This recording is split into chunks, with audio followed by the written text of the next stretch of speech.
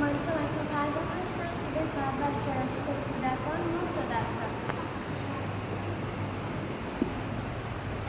9%. چند سانته؟ 30 سانت. 30 سانت. دراز بکش.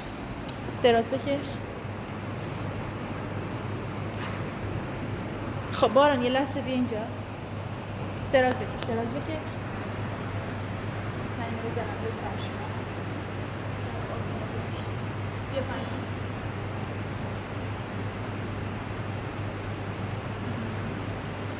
یکی هم بزنیم. دوباره دراز بکش. دراز بکش. پنجه پا چسبیده. دوربینو بیار پایین تر. سرشونشه. آفرین. دمبلت هم نشون بده. دمبل 4 خب دمبلتو بذار.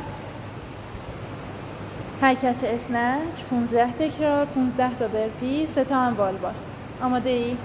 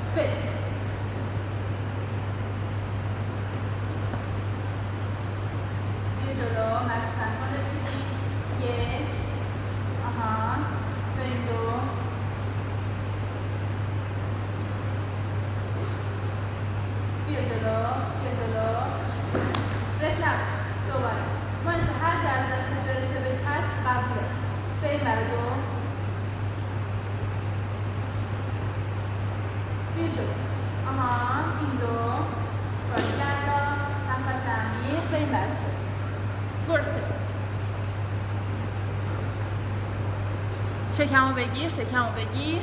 گامکس، بیا آفر. دمبلو بردار، راه برو. نفس بگیر، تایم داری. تازه 2 دقیقه از تایم رفته. نفس بگیر، نفس عمیق. بگیر. 1 2 دستاشو بالا سر. 3 4 5 6 7 مرسی 9 10 11 12 13 14 15 دمبلو بذار بریم برای برپی 1 از روی دمبلا 2 3 4 5 6 7 بدو 7 8 9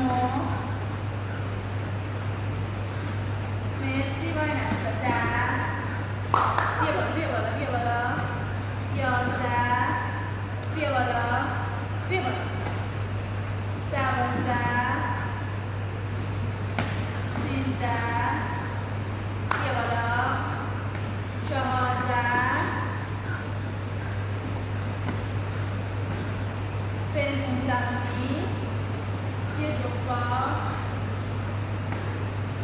بریم بابا قول نشه باید بابا تایم داریم بریم برو